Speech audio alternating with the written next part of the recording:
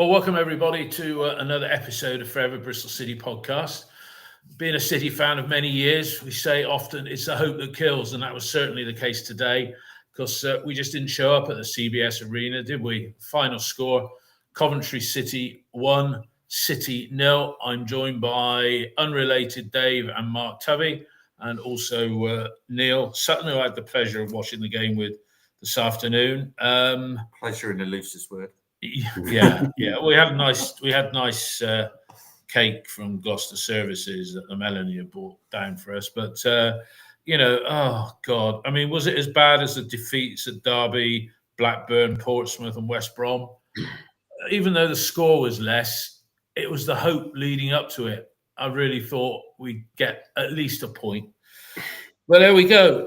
As I do with each of you, you first, Neil, 30 seconds. I mean, my language was unrepeatable when the final whistle went, but what were your thoughts as you drove off my drive? You did lose it. I did lose it. The final whistle, yeah.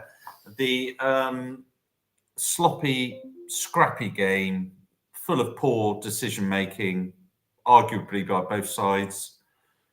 The one moment of quality in the game, Brandon Asante's goal for Coventry, really. Outside of that, they got in decent positions. Second half, Ellis had a better game for them. We got in a couple of positions with Sykes and Bell where, again, decision-making let us down. We create so little that we're looking for our strikers to either be clinical to the extent of one chance, one goal, or we're looking for a Twine free kick or a bit of magic from the Maverick Mehmeti. Other than that, we're never going to impress ourselves on those sort of games, really. No. I mean, it comes to you next, Mark. What were your thoughts? Brief 30 seconds of how you felt. Well, an ample opportunity to get near the playoffs, but I think we demonstrated today that we got no chance of getting in the top six. Our passing was poor, composure was awful. There was a lack of urgency in our play, and just too many players were far below par. I mean, it was a really poor advert for Championship football. I mean, both sides had chances. Coventry had a lot more, but in the end, they deserved to win because they were a lot more fluid and had the outstanding midfielder in Rodoni and produced the one bit of quality from a striker who may get sold in the window, Brandon Thomas Asante. At Max's near post, but I think the power beat him, but our defence stood off, and it was a sorry display really for a team that should be looking upwards but didn't deliver again. Yeah, I mean the thing is, Dave, we're as Alan Gwinnell said on here, we're still only 4 points off the playoffs. I think what he's talking about now is 6th rather than 5th. I think we're an extra point off of that, but we were chatting loosely during the week. We had a little bit of an expectation, didn't we? But they love to build us up, only knock us down against City, don't they? Well, football can be really, really stupid sometimes. And there were many examples of it today. Like we had 3 or 4 occasions where we had overloads of 3-on-2, 4-on-3, and we did absolutely nothing with it. In the last few weeks, we've praised the team for a more direct approach. Not aimless, not long balls, but more direct. Today, we were obsessive to the point that's all we did, and we were doing aimless high balls as well. It achieved nothing. The teams received praise from the formation change that it's been effective. Today, we were so obsessed with it that it was formation over Sykes and Bell in the wing-backs. It's like, what are we doing as a team? It was a poor setup. It was poor tactics. It was lack of ingenuity in the subs. And yes, the team was really poor as well. But what makes it worse is that Coventry were there for the taking because they were equally as poor. And they were the side that had one moment of quality. It was a poor day all round. Yeah, no, it was. I'll sit with you, Dave, for the lineup and come to you, Mark and Neil. It was good to see Rob Dickie come back, Naki Wells. I guess the main talking point was the fact that Fally didn't even make the 20, did he? I don't think it was the main talking point. I mean, Fally, we got an answer today to what we already all knew. He's the fourth choice striker right now. He really, when you look at the 4, Bell, Armstrong, Wells, and him, he would be the one to miss out. For me, the talking point with the bench is the fact that Morrison wasn't even on it, and we had a lack of cover on the left-hand side. And this has been building for a while of not giving him minutes. that at the beginning of the game, you could say that was the best 11. And yet Roberts is clearly our weakest player in where he is. I think he has a role to play, for example, as the left of the three at the back. But to have no cover for him is ridiculous. And their wing backs were so much better than ours today. I mean, a certain De Silva today looked very, very good. You know, I cannot say the same for our wing backs. So for me, Morrison was the key talking point, that he didn't even make the bench, and Fally wasn't a surprise. Yeah, and you say about his fourth choice striker, because obviously the fifth choice striker can take it. It's poor old Harry Cornick, but there we go. He's still pulling his wage, and who can blame him, sort of thing. Mark, did you expect a bit more? Something. I mean, it was a strong 20, wasn't it? Yeah. Yeah, and I could bemoan Morrison's exclusion as well, because he's a specialist left-sided defender. He could either play left centre back or left full back or left wing back, and he's inclined to go forward in his brief appearances and made for as his sub.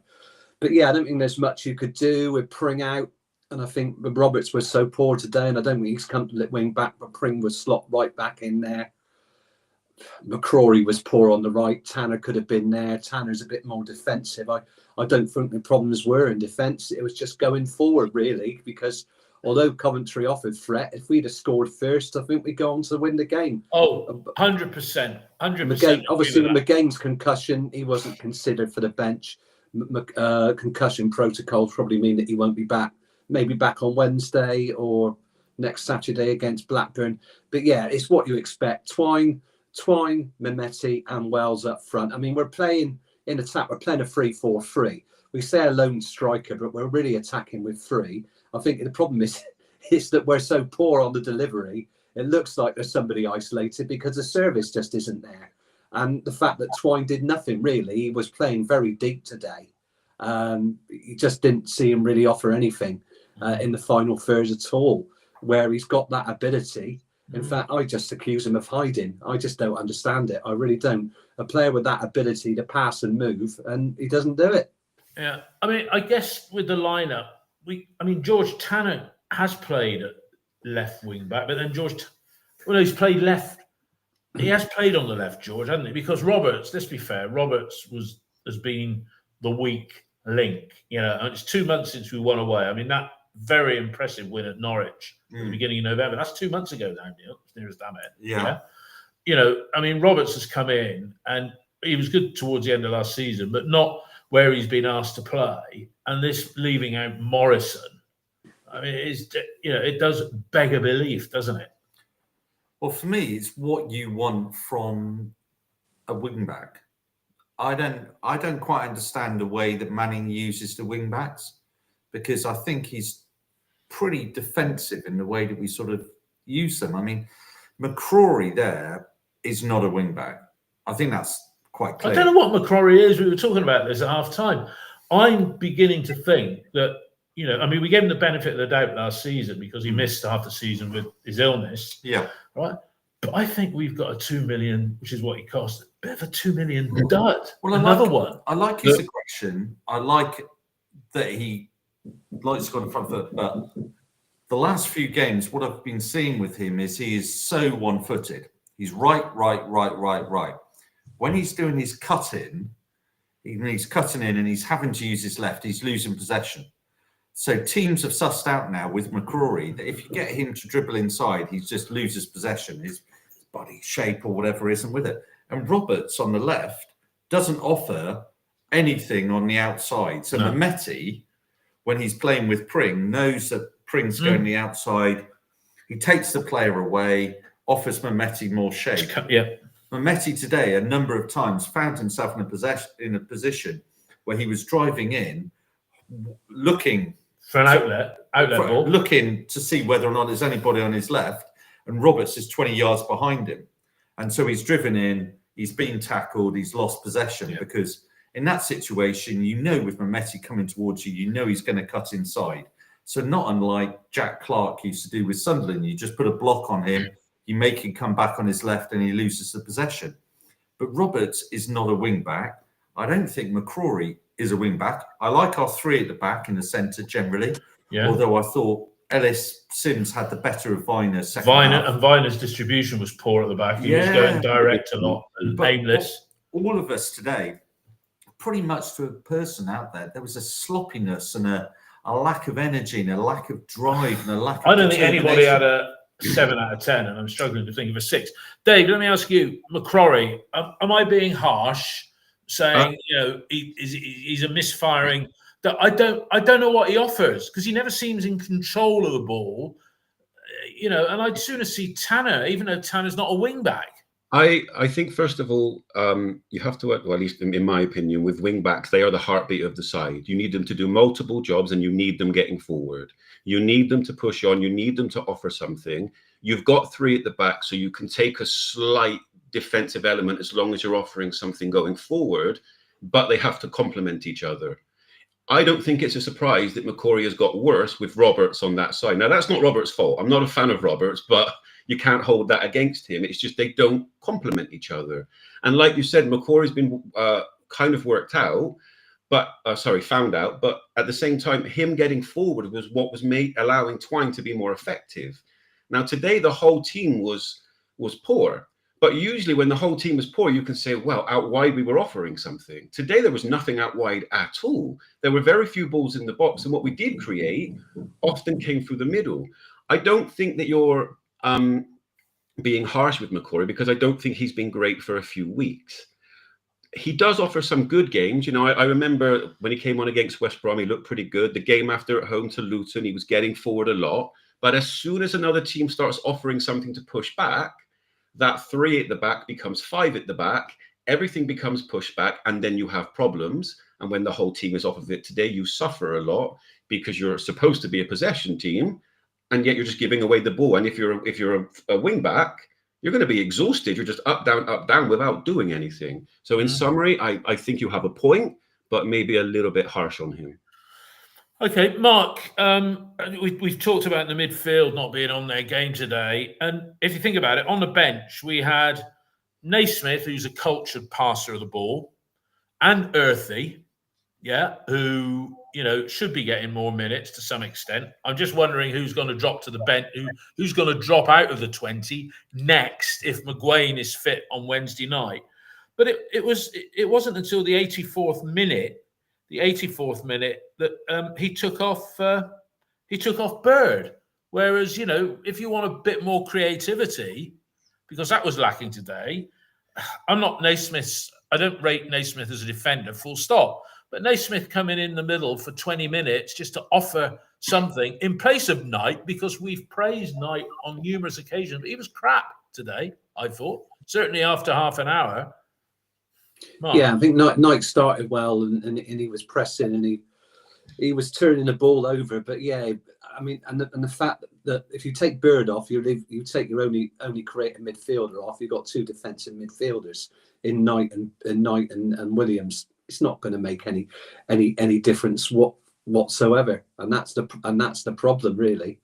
There were just no. I mean, and Twine was off his game, so there was nothing to link the play. Earthy really is a number 10, so you'd expect him to play, behind Naki Wells with Mehmeti on probably. Well, he's played on the left. I think he played on the left at Stoke, which was the most effective game. But he's really blown hot and cold. He suffered when we had injuries, although he was playing at right wing back, wasn't he, against Norwich and against Sheffield United when we lost the game at the end because of injuries to Tanner, McCrory, and Sykes at that time. But yeah, I don't see the point of taking Bird off if you're going to have another defensive midfielder, because it's just like for like. It's just that Knight's got more energy than Williams, but you won't see Williams getting ahead of the ball. I've got to thank Glenn, who's a Sky Blues contributor on there. He's saying the last time we won away after going behind was September 23 against Swansea City. That's the last time we won. So good for stat of the day. Let's get into the action. I mean, my pen was working overtime in the first 9 minutes. We had Wells to Twine, Mehmeti couldn't get the ball out from under his feet. That was in the first minute. Dovin had to come off his line fairly quickly after Bird had put Mehmeti in the clear. And then 9 minutes, Wells in the clear, Dovin diverting his shot for a corner. I mean, one of those has to go in, Neil, doesn't it? And then it's a different game, and we probably do go on to win, which is what you said a moment ago. But they didn't. Oh, I didn't say that. All right. Somebody else did. One of you did. Yeah, no. Wells, I think the keeper, Dovin, actually did very well with Wells. Yeah. Because he's gone through. I think if he comes running out, then he chips him over the top. Yeah. Or if he comes out, then he kind of makes Wells' mind up for him. But Wells hasn't got that explosive pace anymore. So he's got through, he's got past, and they had no pace today, did they? Oh, really? Open, very open. So we've got past, we've got in. Great ball by Mehmeti inside for him. And he knows the players coming in at the side, the centre-back's coming in at the side. So he's got to make a decision. He's looked up and he can see that the keeper hasn't made a decision. And he opens up his body. He's a bit transparent in relation to it. But it was an interesting decision-making by their keeper not to come out to close the angle, thinking, actually, I'm going to stay on my line. And actually, you're going to make it as difficult as possible for you from that. I kind of felt, he tried to pass it in. It looks good if it comes off. But you kind of want him to blast that, don't you? You kind of want him to blast it rather than place it. It kind of made it a bit easier for Dovin in the end. Yeah. But I thought the Dover made it better. Yeah. Dave, if that goes, we it's early stage of the game, but they weren't very good. And it's like all the sides that we've played recently in our good run, they haven't been good. Maybe that explains why we got a decent collection of points. But, if we go 1-0 up against these, we are going to go on and win that because they're not great under Lampard, are they? Well, the one on X earlier on, you asked for one positive from today's game. The one positive for me is in that moment, Mehmeti's through ball. This is the second week in a row where he's delivered a good chance to somebody and they haven't finished it. And when we talk about him adding to assists, yes, again, he can be frustrating. And today there were times where he should have done better. But your attacking midfielder delivers one big chance in a game. That's kind of what you want. If you were to tell me now an attacking midfielder is going to deliver one big chance a game over a season, I would take that right now. Today he did that. Wells didn't finish. In my opinion, it is a good save, but he's allowed to have a good save because Wells takes it one touch earlier. Now, maybe a Wells 3-4 years younger would have taken that extra step, but he felt like he had to take it in that moment. I think it was, I wouldn't say it was a poor finish, but what frustrates me is the fact that we had a chance in the first minute of an overload. We had the Mehmeti one not long after. We had the one with Wells, and we didn't convert. They were there for the taking, and we just didn't take the chance early while we had the chances. And it's really frustrating in games like that. And at this level, you have to take your chances because if you don't, they will. Yeah. Mark, that was our brightest period, the opening quarter of an hour, because after that, they seemed to get more into it, didn't they? Yeah, like I said earlier, Knight. I remember Knight winning possession early on. Coventry playing out from the back. We were threatening them, and Bird played the ball to Mehmeti, but from the left touch line. So actually put the player through from there was excellent. I think he just needed a little pace to get comfortably ahead of his player. I think he needs to hit it with a bit more power. But like Neil said, Dovan makes a good decision to stay where he is, big goalkeeper, and still able to get down low and parry it. But it's just one of those chances you need to take early, and the game can change because Coventry looked sluggish. We looked lively at that point.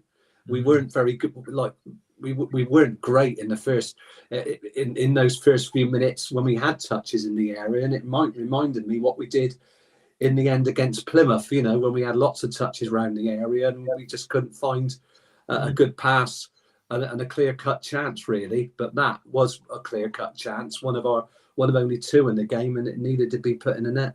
And I think it was Dave or Neil, one of those, obviously, said, for a midfielder to create a chance, a gilt-edged chance, I got pelters on here the other week for saying save Twine for free kicks, etc., etc. But he didn't offer anything really today, did he? And that didn't help our performance. Would you say, Mark? Oh, you're speaking to me. Sorry, Yeah. I put myself No. on mute because I was tapping my keys. Not really. I think he made a couple of decent passes, but I just expect him to want to pass and move the ball more. Really, otherwise, we're going to just think, oh, he's good at set pieces. Good at dead ball free kicks. What else does he offer? He's got to offer more than that. He was dropping deeper to get the ball, but really, we want him carrying the ball forward, finding space, and linking with players, then getting ahead of the ball because he's a good finisher. Yeah. But he never gets in those positions. And I think the best chance he's had in that position in a lot of recent matches was the chance he got from Inertia against Derby that he took on the wrong foot. But that's where you want to see him. Yeah. In the 18-yard box, not too deep, not affecting plays in front of defences. They're very happy to keep him there, and he's not affecting the game. Yeah. I mean, I think, and not to pinch an idea from another podcast, far be it for me to do that, but I think Bird, Knight and Twine is a 3, if you call that the creative hub of the team. I think I'm generous giving them a 5 each. I don't know whether anybody would say one of those is a 6 or one of them is a 4 or 5 just about sums it up. But do you think that's kind of by design, though? Like, the way that we played today was very different to how we've played recently. And even if you look at the progression of the season, we've gone from like ultra possession football of boring everybody to tears to all of a sudden a skip about our play, looking for break the lines as quick as possible, to just aimless at times today. It kind of bypassed the midfield. Now, do you give compliments to Coventry for forcing that? I'm not sure that you do, because the pitch was like huge. Like Kerry on Robin's TV was going crazy for how big the pitch was today. And it just seemed to bypass the midfield. And I think that our midfield is one of our strengths. You have to play through it. And today we didn't. And this comes down to leadership. Why were none of them screaming it? Why are people at management not getting on them? Get it on the floor, get it through the middle. Well, why isn't Manning screaming? Is this the plan? And Zach Viner, I don't think he's a screamer, is he? No, he's not a screamer. Zach Viner, I like Zach, but he was doing a lot of balls forward that were going nowhere. Max was doing a lot of long kicking, and but it wasn't resulting in Coventry winning possession from those loose balls and then putting us under any pressure. They started to get into it after our early start. I mean, 18 minutes, Jay doing something. He gets a nosebleed if he went into the penalty area when he played for us. Neil, McCrory on De Silva. Pen or not? No, he went down far too easily. He just felt a tap in his back and he went down far too easily. I mean, I've just go back to your passing thing a moment before we move on. I've just had a look at the Opta stats. Passes for the game, 64% completion rate on passes. I mean, that is poor. When you consider that passing along the back four is going to take up most of your completion, 64%. Passes in the final third, 50%. Crossing, 1 out of 13, 8% successful rate in crossing. What constitutes a successful cross? I'm guessing that onto one of our heads that actually got into a Bristol City player. But don't you think ultimately with it, the passing stats pathetic, the passes in the final third pathetic, crosses even worse there. If you're going to be playing with wing backs and you've got an 8% successful conversion rate on crosses, that tells you everything. Well, we're playing with wing backs. We're playing with wing backs and one winner. But get back to the penalty. Yeah. Not a penalty from your book. Mark, did you think it was a penalty when Jay went a fall in the box? I think he went past Dickey, and then he sort of runs across McCrory and looks for the foot. There's nothing in it. I mean, VAR might look at it in the Premier League, but there's nothing in it. He falls flat on his face. But I mean, it was noticeable. Both him and Van Ewick on the other side were much more mobile. Running down the left and the right flank. Compared with Roberts and McCrory, who seemed to stop their prime setting seemed to be stop 10 yards from the corner flag. Not don't go past the defender, just pass it back and stop the flow of the play. Whereas the other two were looking to get faster defenders, running at defenders, and there's nothing, defenders don't like that when they got people in their face and linking up play, making things happen. They were, they wasted the chances that they did create because the shooting was awful, from the likes of Ellis Sims. He's looked really poor. So, and we were doing a lot of blocking, and the back three plate were pretty decent, but they moved the ball forward it will really around us after the first quarter of an hour. They did. No, they certainly did. Dave, did you think it was a pen?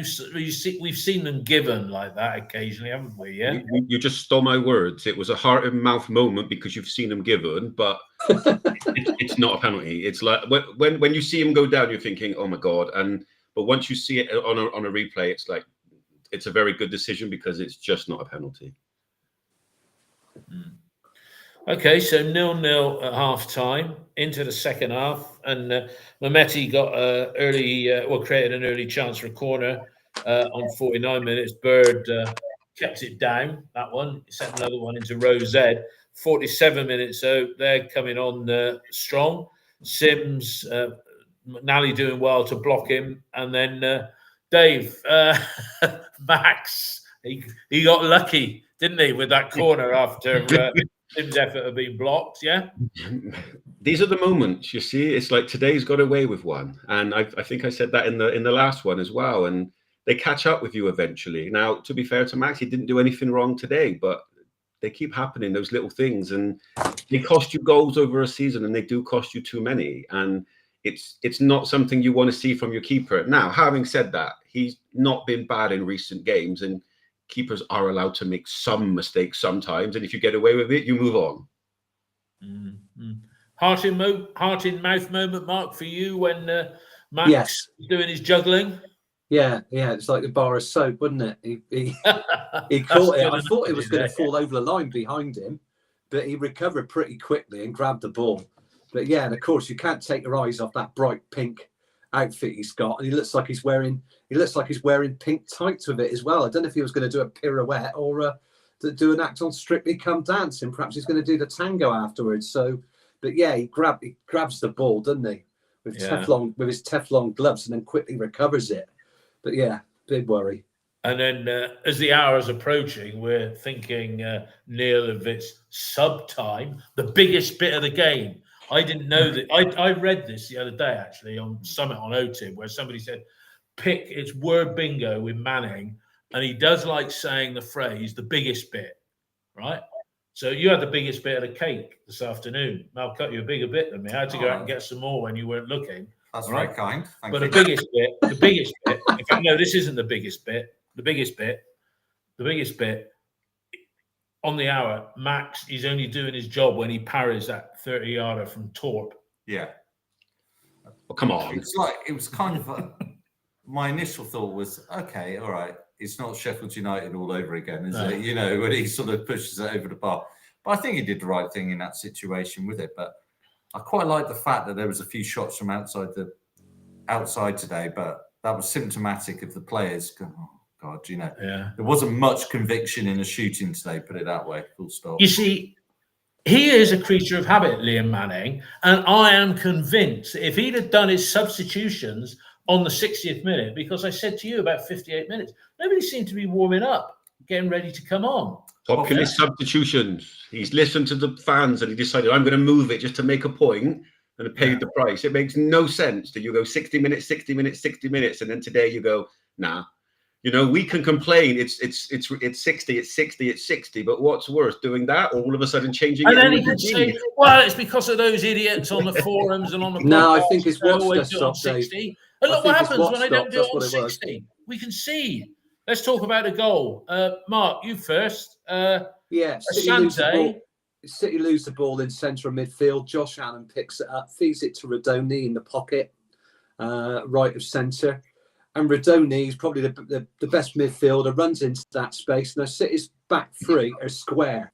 They don't, and McNally doesn't engage Rodoni, so he plays at his left foot inside McNally, and Thomas Asante's running onto it. Now he's right at the goal. It's not an easy finish, but he hits it powerfully into the right-hand corner he hits it high into the right-hand corner and beats O'Leary at his middle post. But his back three, too often today, they dropped off when the ball was played through and gave Coventry the chance to run onto them. This time, there's space for Rudoni to move into, and he plays it round McNally, and Asante reads it well.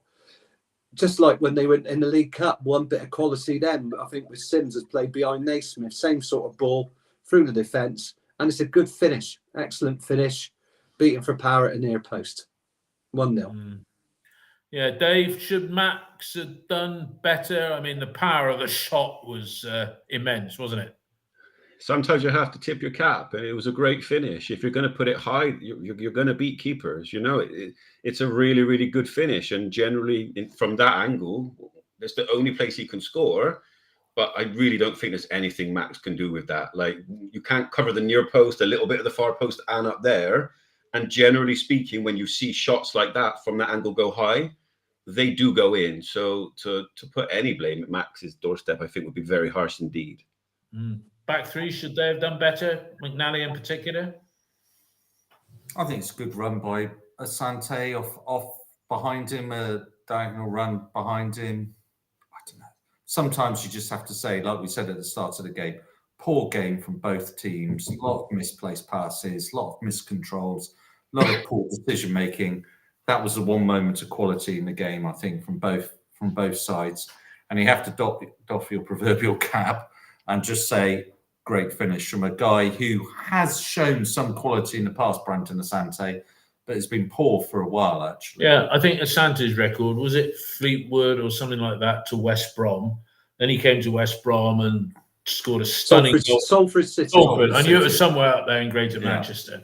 And then he came against West Brom in that one that people were calling for Pearson's head right at the end of 2022. Great finish.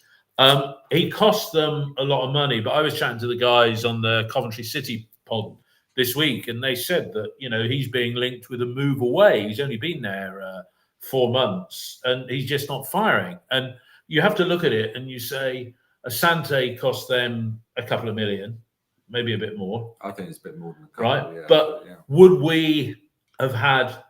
it have been better? Because they're talking about Asante going to Blackburn or Stoke. Now, the reason why, he wouldn't come to us because Coventry's just down the road from West Brom where he was playing before. You know, if he did go to Blackburn, he could be playing against us this coming weekend, actually. But given a choice of Asante for 4 million or Fally and but those are the decisions, aren't they? We buy two average players rather than one good one, even though Coventry can't wait to get rid of him, although he scored the winner today. I think in the last podcast, when we spoke about the way that we did our transfers and the way we approach our transfers now, I don't think we go above 3.5 for a player now.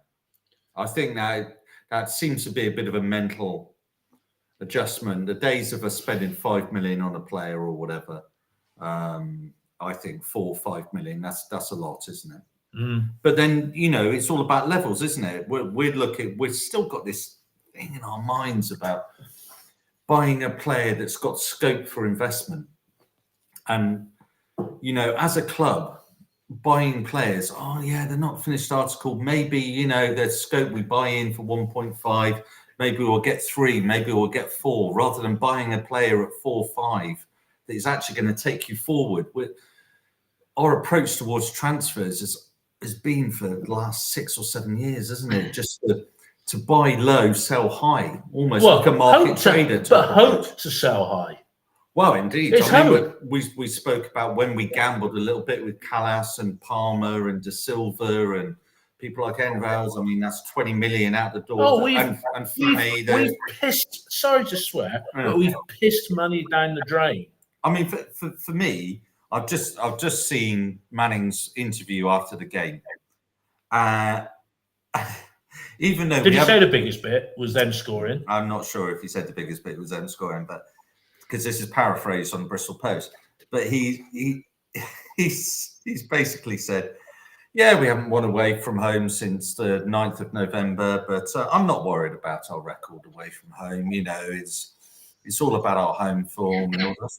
Now, for me, It's quintessential, isn't it? That's when you're out that's there, one of your favourite words, isn't it? Quintessential. Thank you. Can we? It just shows us as a club, isn't it? Here we are. Are we bothered about the fact that we've only won twice all season from coming from behind that we spoke about before the pod started, which is Oxford at home, where we should have been 2-0 down, but we came back to win. And that crazy game at home to Millwall, where we were up, and then it's like a basketball game. 2-0 down 3-2. Other than that, we've not won a game this year from behind. I'll link it in. I'll link it into today. We conceded a goal, and like you said, we haven't won away from home in quite some time. We haven't come back from behind for quite some time. What was the response to when we conceded? In my opinion, Armstrong, that was a kind of game today that may have been shouting out for him, and he fluffed his lines with one particular run. But you want to see a response from a manager. I understand that sometimes we say, oh, it's reactive management. But just as you've conceded, surely you draw a line and you say, 2 up front. This is the moment. This formation is not working right now. We're going 2 up front. We're going to cause them problems. But no, it's just stay as we are, make the subs. I trust in this process of this formation that I've had for a month. And it's like, no. And if you want to see more from the players, you need to see more from management. And we're not, some management are just as culpable of having poor games. And his response. Can I just say about Thomas Asante? Go on, Mark. He scored 2 league goals in 26 games. He's got 4 this season, 2 in the League Cup. So I mean, don't let today's goal hide the fact. No, I know, and that's the thing. Yeah, that's the thing. So it's the way it works, isn't it? I mean, of course, they spent a fortune on Ellis Sims after they lost Gyökeres and Hammer, and his form's dropped off as well. And if one of the chances he had in the second half when he was clear on the left, when he had 2, didn't he? One in the first half he hit wide. I think one in the second half that was stopped by McNally. He looked a player well short of confidence as well. So it's just swings. No, I mean he's not the answer. I mean just to wrap the game up. I mean we did the substitutions and we did the double one after the goal. Sam Bell was on. Sam Bell had a shot saved. And then he also should have laid the ball across the goal later on, but he elected to shoot or got crowded out, got blocked. Hirakawa and Williams come on towards the end. But I thought, Dave, that the game, it was a bit like Wolves. At no point did we get the game by the scruff of the neck. And there didn't seem to be any leaders out on the pitch, never mind from the touchline. But, and then you think, well, maybe the players aren't leaders on the pitch because they've got somebody who's a bit vanilla on the touchline. They know they're not going to get a bollocking. And after what Neil's just said about, we're not too bothered about the away form that we've got. I mean, crikey. I know you're coming to Dave. I'll talk about an incident that really annoyed me on 89 minutes, but go to Dave. Right, Dave, go on. What do you Neil mentioned the word malaise before, and it's reflective of it. It took until the 77th minute for Armstrong to come up. Today was a game where some people might say, and I heard the talk of the players are a bit tired after Christmas. The first half, it was clear players weren't on it. Make changes. Take it by the scruff of the neck and do more. Sometimes you can say, you know what? This team is not on it today. We're going to go for something, because what's the worst can happen? You lose 1-0. It's like they're hoping that we're just going to get a lucky deflection or a lucky goal or pick up something. To me, it's not good enough. Players are going to have games where they underperform. And today we had too many players, and they need to look at themselves, and they do not escape blame. But can you honestly say Manning did enough today to try and change it? No. I heard Lewis Carey on Robin's TV saying, sometimes you feel sorry for management. They just can't find ways to do things. And I'm thinking, oh my God, I'm going to lose my mind. That's literally your job. Affect the game, do something, make a change the formation, be proactive. And he just wasn't today. It wasn't good enough. No. What were you going to say, Neil? About 89th minute, we get a throw in. McNally goes across. Twine drops deep to take the ball. They stare at one another. McNally's telling to him, you need to go forward. There's this Mexican standoff. 89 minutes, it's going through. And then Twine goes across, takes the ball. No, I'm not taking a throw in. Back to you. McNally then picks the ball up. Right, okay, hold on a minute. We've got to wait for Twine to go to him. And you're thinking, 35 seconds that took. It's just interaction, just this complete inertia in the team that It was the same with Viner's throw right at a death kneel as well. He took about 20 seconds to take that. When Viner was trying to get the ball in the box, I thought Louis Armstrong was going to come on the PA and start singing "We've got all the time in the world," because that's what he thought basically. It was awful. Where's the urgency? Where's the courage? It was like, oh well, we might get a chance. Just let's hope it falls the right way. Otherwise, there you go. Where's the anger? There's none of urgency, is there? Where's courage, the anger no bravery. Where's the anger from everyone? Like, you don't see it at any point. Like, you don't have to be playing well to give another player a bollocking. A good captain, a good leader can do that even when it's not going well for them. I didn't see it from anyone today. You didn't get a feeling of anger in that team. You just don't feel enough. Like, you're 4 points off the playoff. The season is right here. And I'm not talking about effort. I'm talking drive here. Like, you really want it. And you got the feeling today that it's like, well, we'll see how it goes, and hopefully we'll nick something. But that's it, isn't it? I mean, that's it. As Benny said on here, the players aren't scared of Manning or the captain, and that's a shame that he feels like that about the captain. But Manning, it's this thing.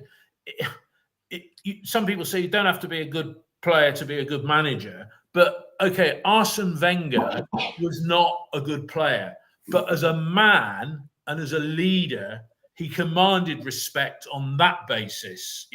Probably the same as Jose Mourinho.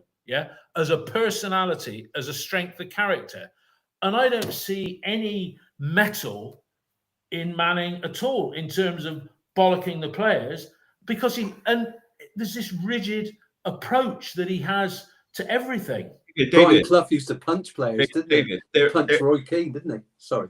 Yeah, there isn't a rigid approach at all, in my opinion, and I'll explain. If you look at the Man United manager at the moment, he is going to live and die by that 3-4-3 formation. He is not going to change it, and that's what he does. He did it at Sporting, and he's not going to move. Manning changes things. We started 4 at the back, now we're 5 at the back. We started possession-based, and now we've moved to a bit more direct. He's willing to move stuff. The problem is he doesn't do it in game. He doesn't show reactionary stuff in the second half. It's all planned out before, not what's coming next. So when it's not working, guess what? It continues to not work. When it is working, it continues in that vein of form. But when was the last time that we started a game really poorly and in the second half we came on strong? Because I don't remember too many games like that.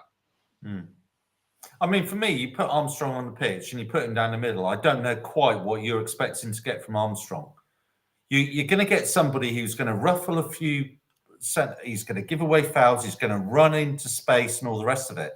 But if he runs into space, who's in the middle? But you're expecting him to do what Asante did for the goal. But they had 2 up front. I'm just thinking you're there. When we go behind against sides and we don't change it, and we're not challenging the other side, are we? We're not making them actually think, and we're not making them actually adapt and actually do it. They know that we're just doing like for like,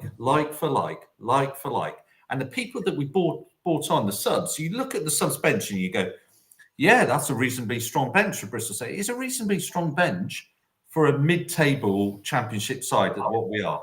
But how many of those subs actually have come on this season and actually really affected the game? How many of them have actually, done some amazing work, other than perhaps when we had the free kick, QPR. Substitution, on comes Twine, first shot in the goal. Other than that, I'm struggling to think of substitution we make indicative of the fact that we've only come back. Well, when he came on against Millwall, Maleo, I think that changed the game as well, but that's probably the only other time, isn't it? When we were down. But I think generally, we make it easy for other teams, because I'm sure the analysts there of the opposition teams, they know exactly how we're going to play. Because we don't play an early pass behind the defence, what we'll do then, we'll look to play the ball safely in front of the defence, in which case the team can drop back into a defensive shape, and it's much harder to break them down. The other thing we don't do, we're just committed to this play, pass, and it's just passing along the front or passing along the side. Yeah. There's nobody charging in the area, and what we won't do is play high crosses in. There's nobody. I mean, we can't play that with Wales. We could have done that maybe with Armstrong. He did score a headed goal against Millwall, so he is capable of heading the ball or putting there for flick-ons. As it was, he made some terrible runs and kept running into their centre-back. All they had to do was stand up against him. He hasn't got a clue how to run in behind. Put him into a channel, and he'll get goal side of a player. Yeah, he'll carry the ball. But his decision-making today was appalling. No, it was. I mean, a shout-out for Derek Duval in the chat here. Calm down, lads. One game, we've done okay lately, you bunch of gimps. Okay, well, Derek, we might be a bunch of gimps, but don't exactly agree with what you said there, because for me, although we did get 10 points from those 4 games, you'd hardly say that they were dynamic, on the edge of your seat type performances, and it should have been 12 points because we threw 2 away at home park in the closing stages of that game. But we love you too, Derek. Keep listening, mate.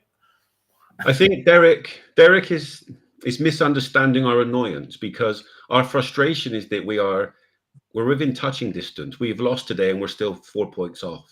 Win today and it's 1 point, and it's that lack of a good performance just when you need it. When the season is like feeling like we're miles behind, we win the games, and every time we just get a sniff, we put in a performance like that, and it's really frustrating. But we're gonna get a sniff for making things right on Wednesday night at Wednesday, Mark. I mean, going up to Sheffield, they can leapfrog us if they win. Do you think you make any changes for that game, or would you?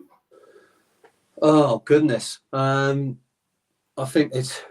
I'd like to see Elijah Morrison play as left wing back and take out Roberts. Ain't gonna happen. No, it's not going to happen. So we're going to have Roberts there, the same back three. He could play George Tanner instead of McCrory. Knight and Bird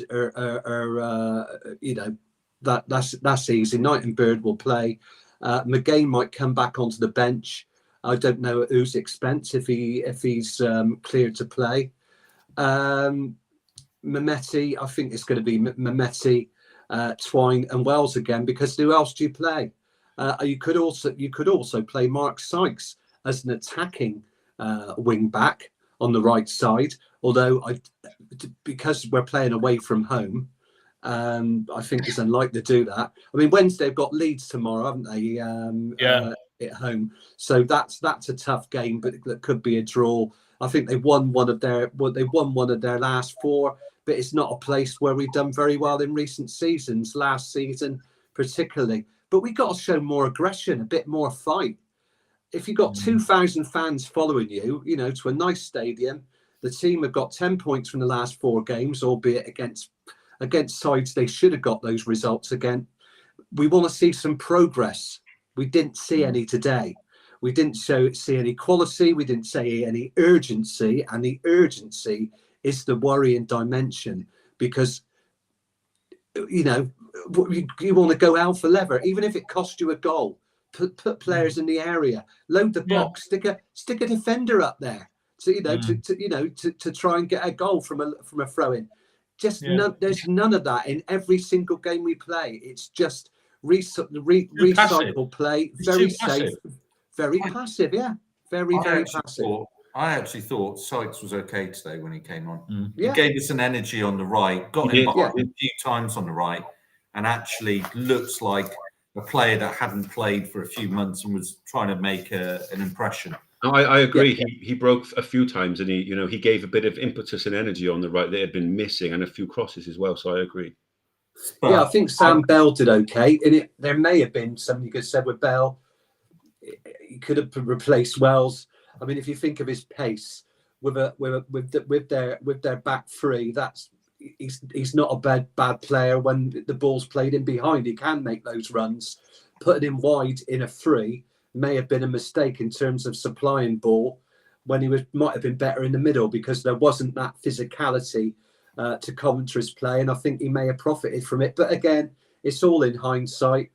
I think we know, and the fans think, that the general style of play reflects the manager, and that's where City's problems lie. Right. Yeah. Doesn't the play reflect the manager, reflect the general way that the club is run? Is that that's how it feels. We're getting crowds of 22,000 a week, and that was a great attendance against Wolves. 27.5 they had there today. They had 27 commentary. Very Good. good.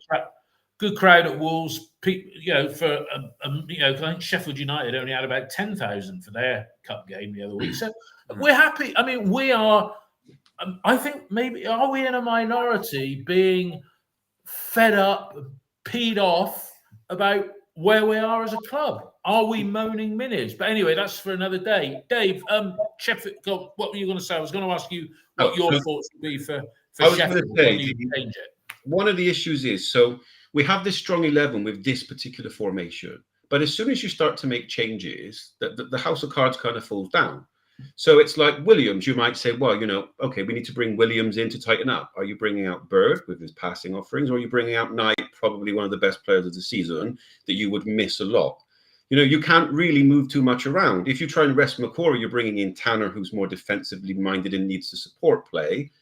But we need someone who's going to be the play going forward. So that's not really an option either. You want to put in Bell? Oh, you have to take out Mehmeti. This formation restricts so many options, which means that you would have to go the dreaded 4-2-3-1. My fear for Wednesday, is that he goes back to 4-2-3-1, puts Williams in, puts Bird a bit more forward, and then puts Twine back out on the left to try and generate a response and get a bit more security in there. And I really hope he doesn't do that. But if you want to make changes from this formation, realistically speaking, Morrison is the one that fits. But if he's not even on the bench today, how do you go from not on the bench to playing? Starting. Starting. It doesn't. Yeah. He hasn't had enough game time. I think the way you set up with wing backs is you're either going to go with defensive wing backs or you're going with offensive wing backs, and you trust in your three centre backs. If you're going with the wing backs and you're bold and you're going forward on it, then you're going with Sykes at right wing back, and you're going potentially Morrison at left wing back, or Bell at left wing back. The way he does it, I'm just saying that's the way he did it. So I don't think you can perhaps go with both, but one of the two has to change. But we seem to be of the opinion now, let's keep it solid, let's keep it tight, let's keep it, and then we go behind and then we make the changes. Whereas we're not bold enough as a side to actually go out there and actually say, no, we're going to go with attacking wing backs this week, or in this game. You can almost. What are wing backs supposed to do going forward? They're there to get high up. Obviously, they have to manage their positions, and their centre backs and midfielders have to fill in when the team loses the ball. So that space they leave behind in transition, counter attacks, has to be filled in. So they've got to manage their attacks, because they've got to do a lot of recovery runs behind. But shouldn't they be looking? Shouldn't they wing backs be looking to pin back their opposite number, be it a full back or an opposition wing back, to create space for other players to come into? None of them did that today. All that McCrory and Roberts did was they get so far, they didn't have any urge to go past their player, and they stopped and they held everything up. Yeah, there was a time in the first half when Viner brought the ball forward, and he was looking forward, and he got there, and he's looking for McCrory up there, and then he's turned, and McCrory's about 2 yards away from him, just like stood there, almost as in like, I don't know quite where I should be going here. And then they had to turn around and they went backwards. Yeah, it's no movement. It's almost like when Viner was playing right back, you can see McCrory is not a natural right wing back. He's not thinking, right, okay, I need to be 20 yards further forward or whatever in regards to it. I just got to say here, sorry, Mark. Sorry, Mark. Western Red said, no disrespect to Sam Bell, but do you think he would get into any other championship side? And I have to say, no. Do you agree? Well, yeah, he'd probably get into Oxford or Portsmouth side. They'd be probably glad about it. In fact, Portsmouth might even play him at centre back. It's hard to say with Sam, because he's moved around everywhere. But just back to the wing back question quickly. When Pring was in the side, McCrory seemed to have a set job: get forward, because you don't have to worry, because everyone's going to shuttle across a bit. Your job in the team is to get forward. Pring, use your extra bit of burst of pace to get forward when you can. provide support to Mehmeti, but at the same time understand that you're slightly more of the defensive one of the wing backs. It's almost like with having Roberts there, that trust level is gone. So he is something of nothing. And McCory is equally like, do I stay? Do I go? Do I hold? Which one do I have to do?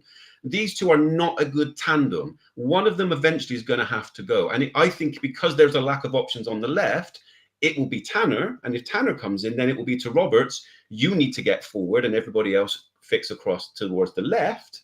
But the whole point of Viner being the right centre-back is that he offers that a little bit on the right-hand side. And this is what's causing the issue.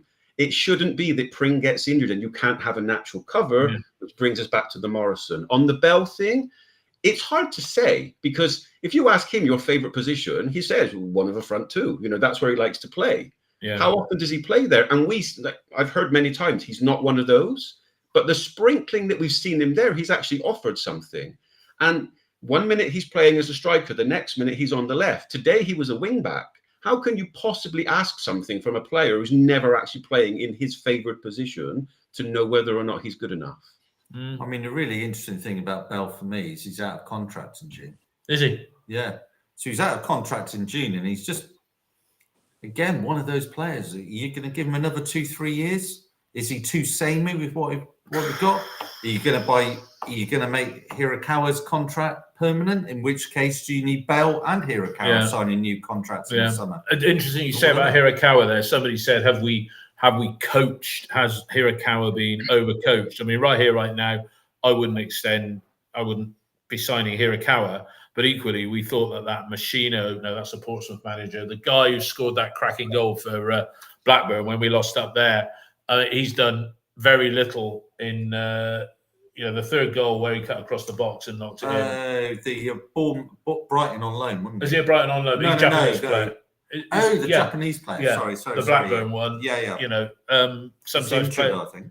He hadn't been doing that much. But I wouldn't be signing Hirakawa. The other thing is with Hirakawa, David, I think he suffered from the change to 3-4-2-1. I think he was better in a 4-2-3-1, playing massively in the three. That may suit Bell better. I mean, Bell, of course, he got injured. He had tore his hamstring last season against QPR. He came back in the summer and then he did his hamstring again in the pre-season friendly. No, he did it in the League Cup against Coventry. So he's really stuttered. So he's been a bit unfortunate there. But if his contract runs out, it does make you wonder. Hirakawa, I think, he's better off. He's better off as a wide player, and he offers more on the right hand side. He has made no impact as a 10 at all. David, I have a question for you. In the current formation of 3-4-2-1, where would you play him? Who? You. It doesn't get in, and that's the problem. His position doesn't exist. He's not going to be a wing back. He's definitely not a number 10. Even if you tried, you'd have to shift Twine out. He doesn't fit in the current formation. No. And this comes to my favourite word of the week: clarity. You have a winger, and yet we're playing 3-4-2-1. Yeah. It doesn't make any sense. But you use that word there, Dave, clarity. Our manager or our coach, he used that term clarity when he was asked this week about transfers. Now that prompted a load of comments along the lines of, well, if he's looking for clarity 2 weeks into the window, WTIFGO in terms of our recruitment policy in this window, yeah? Exactly. That's why I used the word. It's ridiculous. You shouldn't be seeking clarity now about what's available. These conversations were for last month. Yeah. You don't expect managers to give away the secrets of, we're looking for this person. Just be quiet and say, you'll know when we tell you something. Yeah. You don't want to give away stuff, but I need to get clarity from those above. Really? Are you serious? Well, if he's playing, he's doing a good job, isn't he? Yeah, exactly. That was step one in a certain other manager saying, well, why don't you ask somebody else rather than asking me in terms of what's going on? That ended well, didn't it? Well, it's like we said on a previous podcast. Do City want to say go for it and make some signings? I mean, I don't know what the FFP situation is, but there's just no excitement, is there? There's no urgency in the window. It's more or less a shrug of the shoulders. The fans, we don't expect any movement at all. Was it you, Neil, that had watched a bit of the Swansea Cardiff game? Because why are we being linked? We're being linked with a defender from Amiens in France and Harry Darling, who you said was crap for Swansea Harry today. Darling on the second and third goals for Cardiff. No. I mean, if you were watching, I don't think we've got a problem at centre-back. I think we're okay But with we've the let three. one. But we've let one go out. Yeah, but he's coming back, isn't What he? is?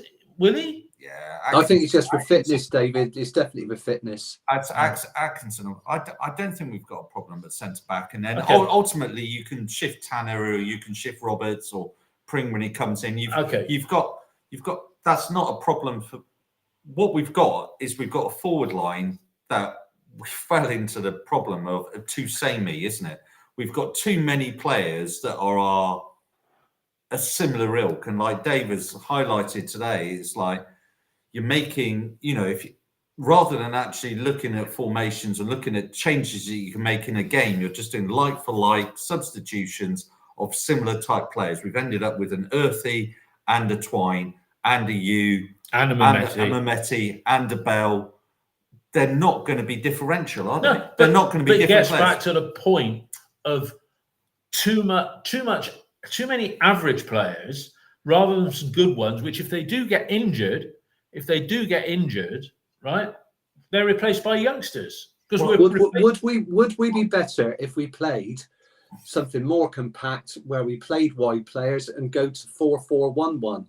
Then you could have. I mean, you'd have to play Wells, but you'd have Twine further up the pitch. He'd be behind the main striker, in the final third where he meant to be. You've got Bird as the creative, and Knight is the number 6 in a flat midfield, and you could play Mehmeti and Sykes either side.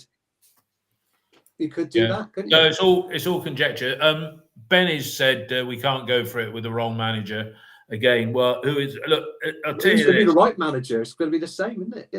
Yeah, exactly. Here's a point somebody raised earlier on the text feed. How many of our players would get in the top 3 starting 11 into the starting 11 of any of the current top 3 sides? I'll lead with my response on that. So in the starting 11 of top 3 sides, and then I would say McNally, Bird, Knight, and possibly Twine. I think those 3. Dave, which of our starting 11 would get in the starting 11 of any of the top 3? That's Leeds, Burnley, Sheffield United. It's a very difficult question. I would say that if one of those teams got promoted and they were to come in for some of our players to give it a slight counter, it would be Bird, Knight, and Mehmeti. That's the 3 that somebody getting promoted looking to improve their squad would be looking to sign from us, those 3. Okay. What about you, Neil? I like McNally. I think he's really come on. I think if you were looking upward, I'd see a player there. Knight, in some ways, crucial to us as a side. We miss him when he's not there, but he got 7 goals last year. And he hasn't, the productivity, maybe the way we're playing him or the way we're actually doing it in the actual side this year, but there is a player there that's good in and around the box. The amount of times last year he was getting his head on stuff or the tap-ins in the 6-yard box. He scored a good goal against Wednesday from a header. We just don't get, we flooded forward today, and there were times today when, Mehmeti got round the back and players got round the back, and then we're looking and there's one player in the box. The midfielders are not getting forward. We're not rushing in like we were last year. I think with Knight, it's a funny thing because I think he's our player of the season so far. He's been our best player. So is it fair to ask for more from your best player? But it's almost like we saw it once against Plymouth when he went round for the goal when he pushed on. Yeah. But it's almost like he's had a little bit of Brian Clough added into him. If your job is to win the ball from the press, get it and give it to Bird or give it to Twine and let them do the work. And it's like he brings the energy and he's been told, you focus on that. So some of the things that he was doing well last season, he's not doing, but he doesn't come across as that player that's going to actively choose to do them. Yeah. So we have to be careful not to criticize a player when he's being asked, let other players do that work and this is your job. So yeah, he's like a water carrier in midfield. But we know that he with his aggression, and he scored a great headed goal from a corner against Swansea, didn't he? Yes, he did. Basically it might have been Harry Darling. He basically jumped over the defender and used him as a trampoline. Such was his desire to head the ball in the back of the net. But yeah, I mean, you want to see him get forward more. I mean, last season we saw him take lots of shots, didn't we? You know, some of them which weren't on target, but he'd shoot and he'd get into the final third. He grabbed the game by the scruff of the neck. It's all been a little bit safe, but he leads our press. He wins lots of recovery tackles, and I think he's played. I think he's played every game this season, hasn't he? Him and Zach Finder. The goal he scored away at Plymouth was symptomatic of what you can get from him when he gets in those positions. Yeah. So he can do that. But if you look at us over the last 6 weeks, you know, for all our good results or whatever, we've become very, very reliant on Mehmeti and Twine.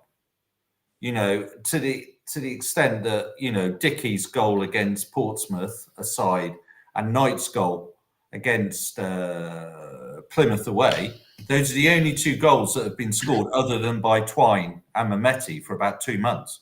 And when we come up against better sides in West Brom, who weren't excellent, weren't that great, and Coventry, we'd really offered nothing in either of those games and came away scoreless. 2 goals that scored in the team other than by Twine, and you strip out Twine's free kicks.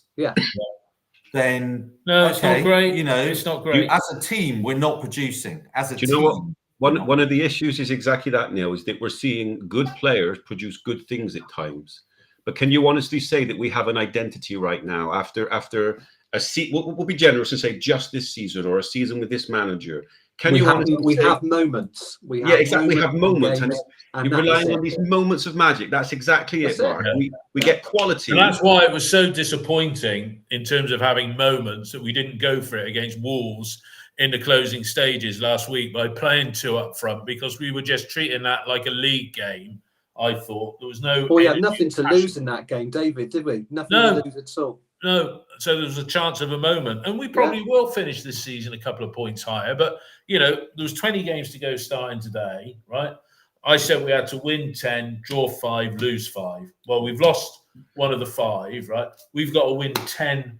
We have to win 10 out of 19 to have any chance. And we have to win on Wednesday. We have to win against Sheffield Wednesday if we're going to make any progress up. If the team's going to be on an upward trajectory, we've got to win that game. Simple as that. All right. I think the word for me is, if you want to get in the playoffs, you've got to show ambition and you've got to show desire. And at the moment, there is no ambition and desire in this football club. And I don't really see the ambition and desire with the team at the moment. No. The team are kind of going through emotions. A little bit like, manana. And then Manning comes out and says today, I'm not concerned about the fact. I'm not really that concerned about the fact. Manning Yana. We haven't won away from home since the 9th of November. I'm not really that concerned about it. And we had a stuck together side when we won that game, didn't we? We were missing 3 right players. I mean, that's an appalling. I think I listened to that interview. Can we have a bit of drive today? That's an appalling thing to say. Can we just have a bit of drive as a club? You know, I think one of the issues is, like, first of all, it's important to recognise we win the next 2 games today gets forgotten about really quickly because you're still in the hunt. But one of the frustrations is being able to see that, because we're driving into the ground a nucleus of like 10, 11 players, because every single time we bring in someone else, the standard drops. Because I understand the fact that, you know, Tanner and McCory are coming back, but you've got Bird, you've got Knight. You take one of those out, people forget at the start of the season, yes, people are like, Williams is back. People did not want him in the side at the start of the season. He's not going to come in and just be this magical person that sits. No, he looked quite rusty when he came on, didn't he? Exactly, and you've got all these issues. You know, you say, right, Mehmeti needs a break. Okay, where's our attacking threat coming from? And he's our top goal scorer. You've got the options there, because again, we come back to Morrison. And look, the thing is, if we're going to do anything in the transfer window right now with no hard and fast date for Pring to come back, you know, it's weeks. That's what we've been told, isn't it, on Pring at the moment? Not this month at the very least. Well, that is weeks. Yeah. So it's weeks, right? Let's go out and sign a specialist left back or left wing back on loan from a Premier League side. Look, let's at least do something, because we seem to be doing nothing. You know, and I think my view was that if we got 7 points from the 3 games starting today, Sheffield Wednesday and Blackburn, it would have almost, the pressure to do something would have been even greater, you know, because we would have been in it. Whereas the board have got, we're going to get enough points. We'll win. The last 19 games, we'll probably win about 6 or 7. There we go. 6 or 7, draw 5, lose another 5, and that's it. And we'll be there, 63, 64 points. Everybody will be happy. We'll all buy our bloody season tickets again, because, you know, we go. That's what we do. Yeah, because we can be miserable in comfort, Dave. That's why that's what we do. We're happy being miserable. We seem to be happy with mediocrity. Here's what I don't understand. All right, we can see it. I understand the point that it's not always easy to go out and get a new striker. I get that. But it's the middle of January. Pring's been injured for a couple of weeks. We can see that we need help there. We know it. And are you telling me that there are people in a football club that cannot see that, and there is not a desperate demand? I really hope in the next couple of weeks we go out and get at least 1 wing back, because it is desperately needed. Or you change formation, because it's or you give one of the youngsters a chance. And talking about youngsters, or that, well, we could talk about Neil and I having a long chat about youngsters and the pathway. But a shout out to the under 18s, who got a 2-1 win away at Cardiff, and then now in the 5th round proper of the Youth Cup against Aston Villa. So well done. Is that home or away, David? Sorry? Is that home or away? I haven't got a clue. What I would say, though, it was interesting reading the people that were watching the game. We were adopting a very direct Route 1 style. And as the person who wrote that said, I thought as a club we played the same style of football across all levels. Well, clearly that's not the case. Maybe there's a disconnect there. And I have to say a shout out to my friend Tim Capel, the world famous broadcaster. Well, sort of. He's put up there. He's a Tottenham fan. He said, "Be thankful, lads. You could have Ange in charge." And talking about Tim, his sporting books podcast. He reviews a lot of sporting books on there. It's a good podcast to visit. And well done, Tim. And thanks for your contribution as well. I think we're done. Which of you guys are you around Thursday for Wednesday or Thursday? Yeah. Thursday? Are you around Thursday for Wednesday, Mark? Yeah, I'll be around Thursday for Wednesday. Yeah. Dave? I'm in the club. Yeah. Okay. So it'll be a bit crowded this week on Thursday, because Mr. Fevs is coming on that one as well. Not Sir David of Bedfordshire. I'll say less, which is probably a good thing. But for now, it's time to say thanks for everybody who's watched and who'll listen, and have a good early part of the week, Wednesday. Thanks, Mark. Thanks, Dave. Thanks, Neil. Goodbye, everybody. Goodbye.